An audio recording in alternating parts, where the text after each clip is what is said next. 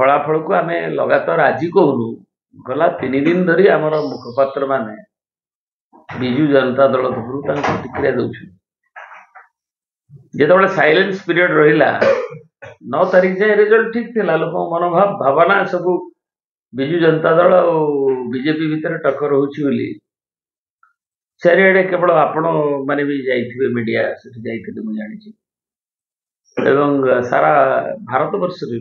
जो माने भी जाइथिबे विभिन्न मीडिया से माने मते कहिसेंति से कथा बड़ा टक्कर चलुछि बीजेपी बीजेडी नवीन बाबू गला परे 7 तारीख दिन लोकंर जो उत्साह उद्दीपना जो यूफोरिया लोकंर जो बॉडी लैंग्वेज महिला मान घर बाहरी आसवा निर्निमेष नयन जो कहती नवीन बाबू को देखा फोटो उठेबा जो आवेग जो भावावेग से गोटे दिग देखा ता दिन मोहन माझी अवश्य माननीय मुख्यमंत्री कले गोटे रैली बहुत लोक भी होते कि बाहर आनी लोक मैंने भी आमको कह 9 तारीख जाए सब ठीक करा तापर जो साइलेंस पीरियड जो बातिल है समस्त तड़ीपार कराला तड़ीपार पर कि अवस्था परिवर्तन है पुलिस गाड़ी रे 2 जन मंत्री जो माने आज कहते लोक मत मो पाखे भी अभियोग कर माने कि जड़े गौरी रिजोर्ट ना कौन रोते सिनापाली रे आउ जड़े बुलूले पंचायत राज से भी जाकि सेपटे कहले पुलिस एस्कॉर्ट भी अलाउ करा ब्रेजनली भायोलेशन ऑफ इलेक्टोरल कंडक्ट एवं सेपटे जो मैंने सब बाहर श्रमिक अनेक जाइए नुआपड़ा लोक एलिगेशन कौन प्रमाण सब कहते जे केबे नुआपड़ा इतिहास रे देखिए जे अनेक बूथ रे प्राय 41 बूथ रे 91% रु अधिक वोटिंग इलेक्शन कमिशन भी जोटा कहले 76% जाइए जोटा घोषणानामा है जिलापाल जो तथ्य देते से कहते कि सब कलेक्टर जी इलेक्शन ऑफिसर सेटा 64.5 थी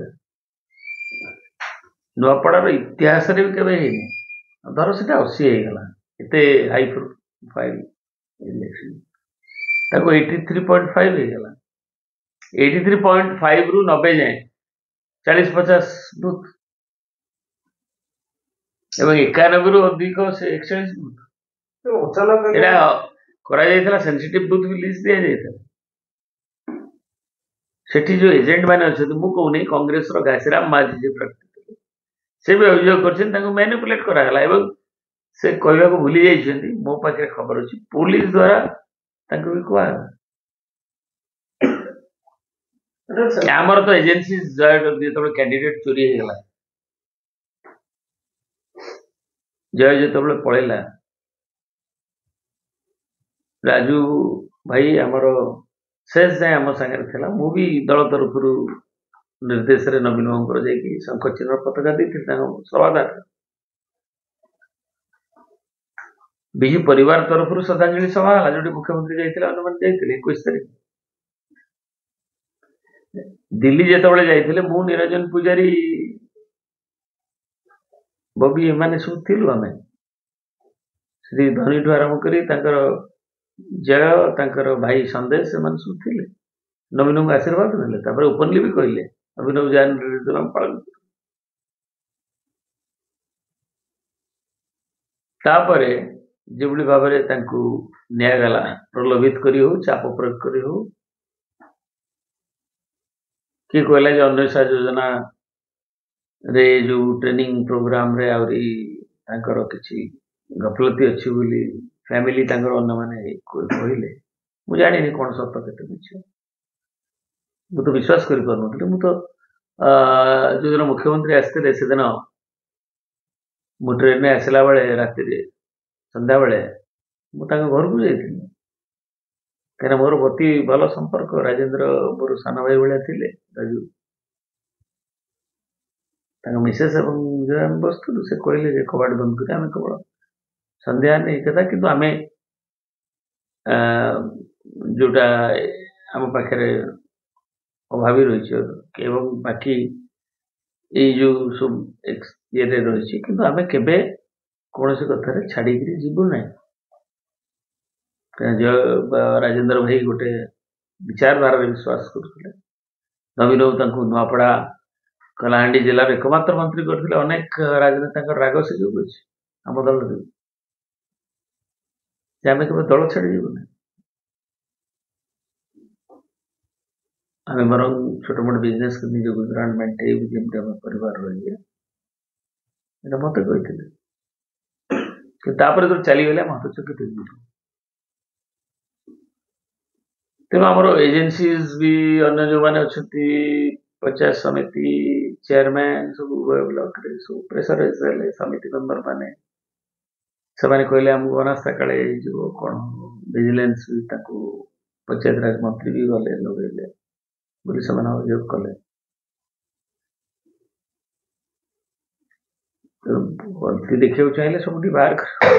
एमबीआई देखती गलती साधारण जनता गोटे आश्चर्य किंतु एते हला तापर भी आपण देखिथिबे कैंपेन रे भी साधारण लोक कहले एपरिक आदिवासी लेडीज माने जे जो प्रचार हला जे राजू भाई चिन्ह है से कहले राजू भाई चिन्ह तो शंख मोहल्ला तो चाहे भी शंख तेणु एक कथा कहले एवं तापर लोकंकर जो कहले आम केमती ठकला है सरकार मु अन्य व्यू भी नहीं आपण मैंने भी यूट्यूब रे रखी तार कल 3000 टका भत्ता नहीं देला 300 मांगना बिजली कहने गला छार नहीं देला ये सब कथा भी कहते इवन भोटिंग दिन भी मुझे देखी जन जन बंधु कही तुम आम गले सीना कह कि यहीटा लोक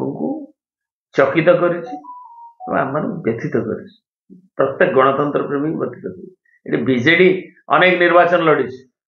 विजु जनता दल नवीन बाबू एवं भी छाती हाथ दे लोक कहे सबुठारु टलेस्ट लीडर ओडिशा लोकंकर लोकप्रिय नेता ताके अस्वीकार कर किंतु जो ढंग रे गणतंत्र एठी सरकारी दल कलर विजय है गणतंत्र पराजय से साइड रू भी छत्तीसगढ़ सरकार ताकर दल अच्छी से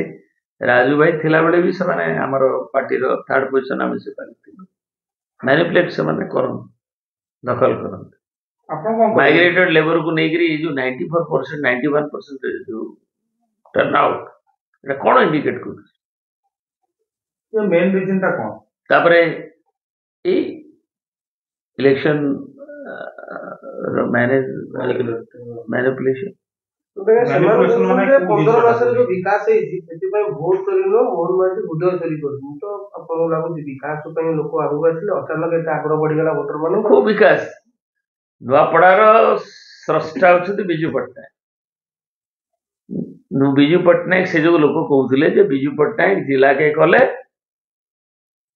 नवीन बाबू आगे ना नवीन बाबू है डेभलपमेंट गाँव में भगवत मंडली ठू आरंभ कर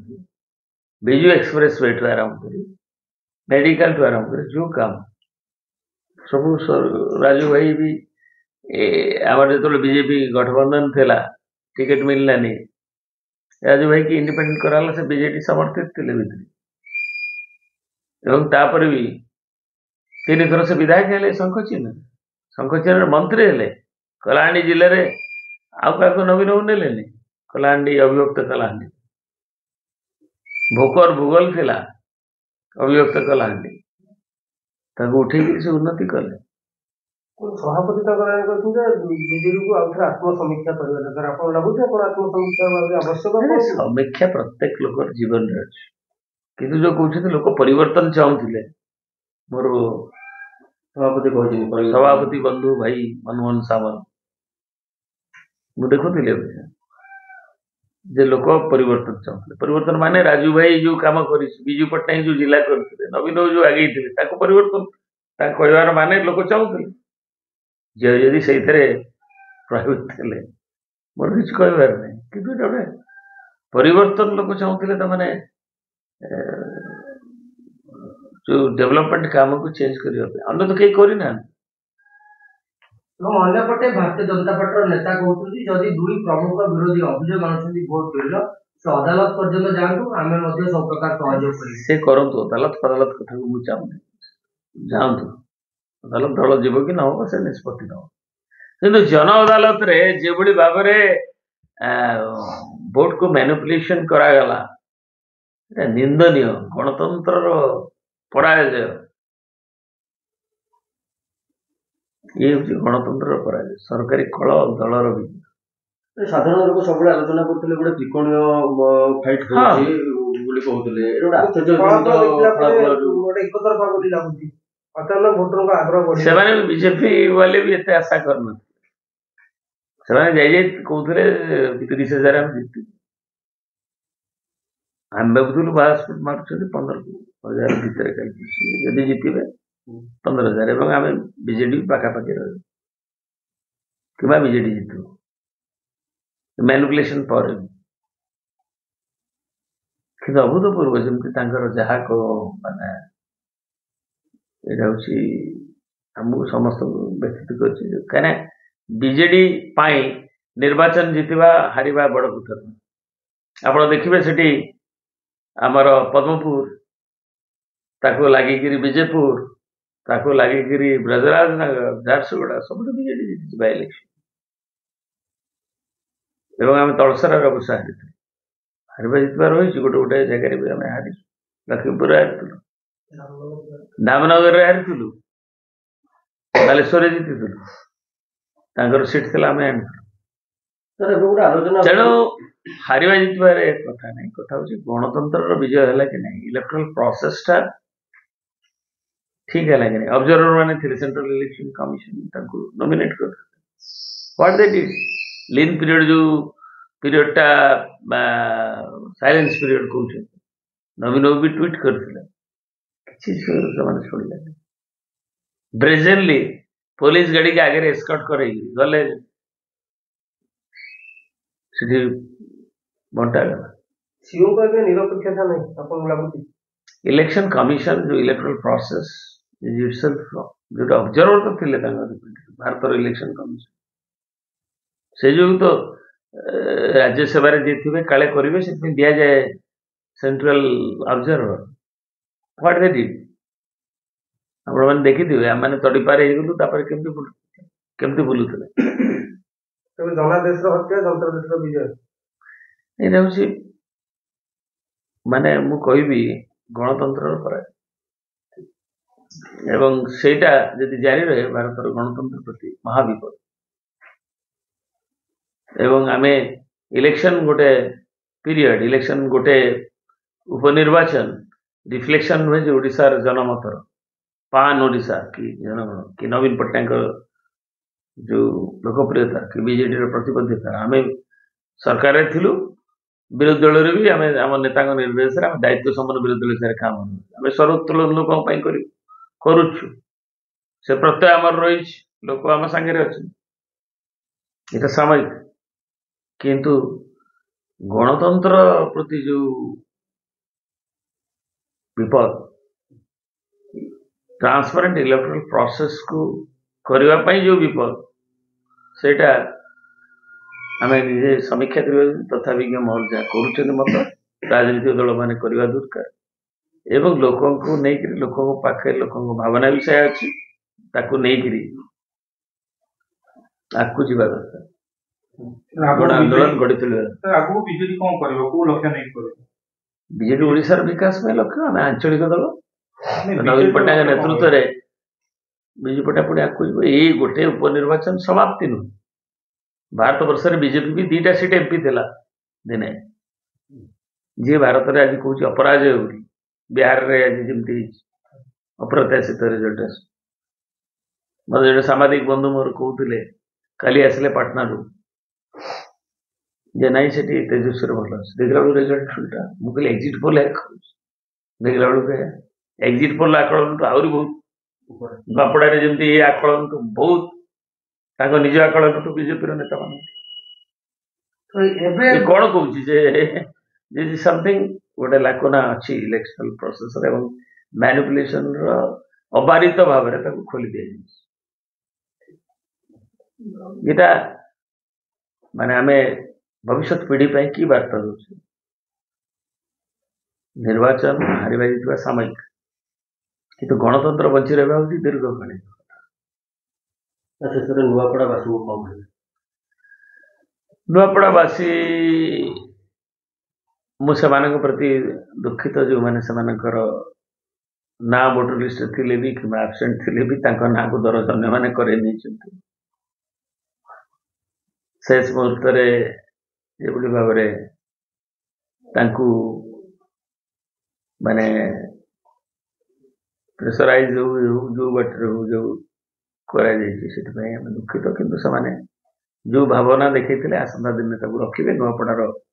ବିକାଶ ହଉ, କମନାର ବିକାଶ ହଉ, ଏନ୍ଏଚଡିର ବିକାଶ ହଉ,